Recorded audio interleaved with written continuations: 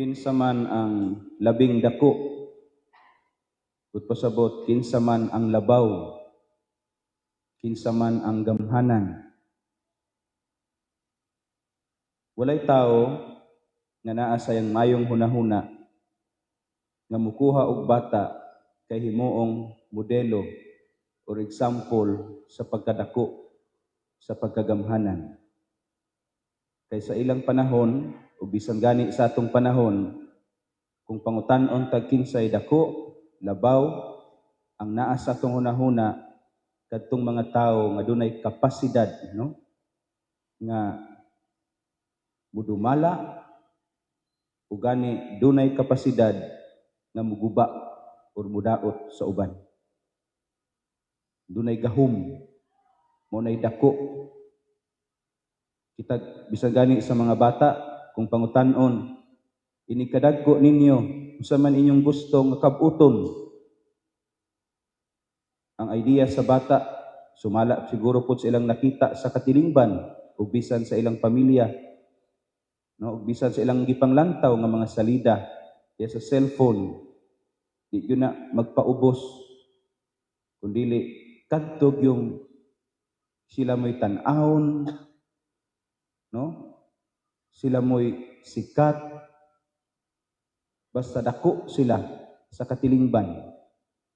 Muna nga ikatingala nga ni ay usa ka magtutudlo ang atong Ginoong Hesus sa diyang gipangutana, kinsay dako?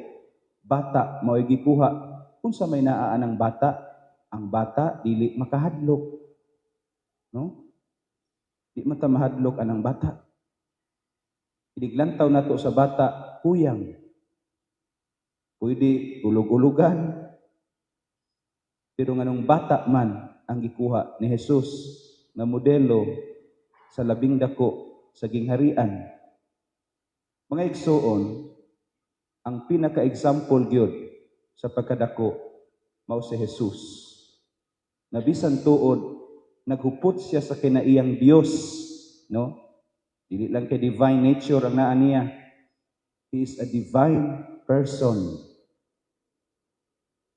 Anak siya sa Amahan. Usa siya sa mga persona sa Santissima Trinidad.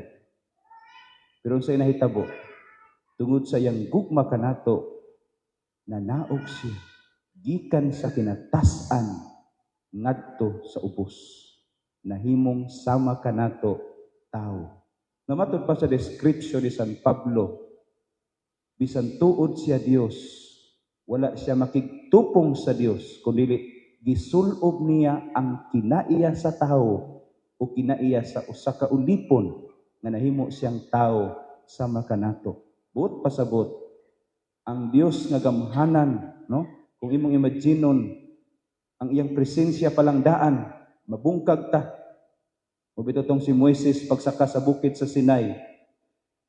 Wa siya mulantaw. Kaya kung makita niya ang Diyos, mamatay siya. Muna gibuhat ni Moises, apan ngano man, na sa diyang ang anak sa Diyos ni anhi, wa man namatay ang mutanaw niya. Tungod kay gihukas o gihubo ni Jesus ang iyang himaya. Nagpakita siya kanato sama gayud sa atong dagway. Tao, nagpaubos siya sa iyang kaugalingon. Unang nikuha si Jesus og bata, di ba? Ang Dios nahimong tao.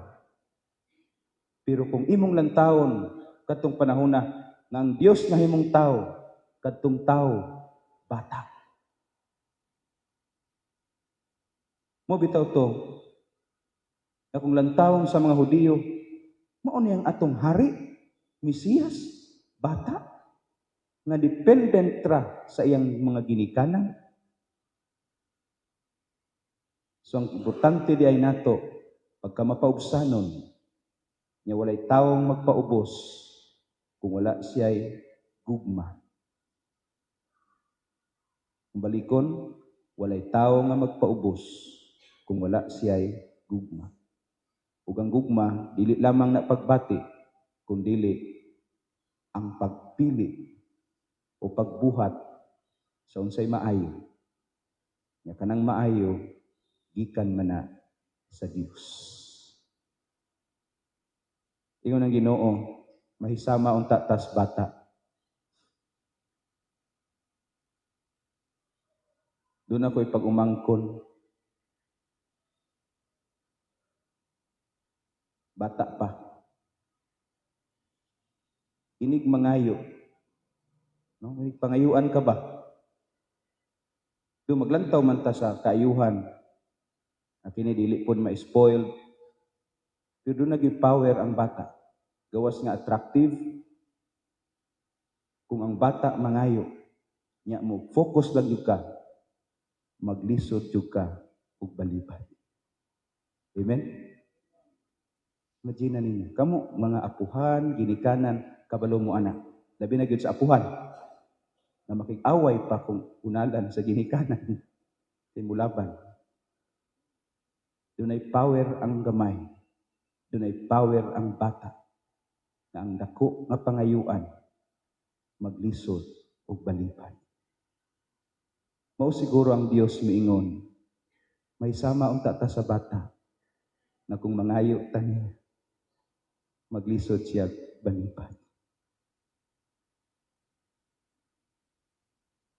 Mapaubsanon, inosente. Mao kana ang gusto ni Jesus o gusto sa Dios kanato.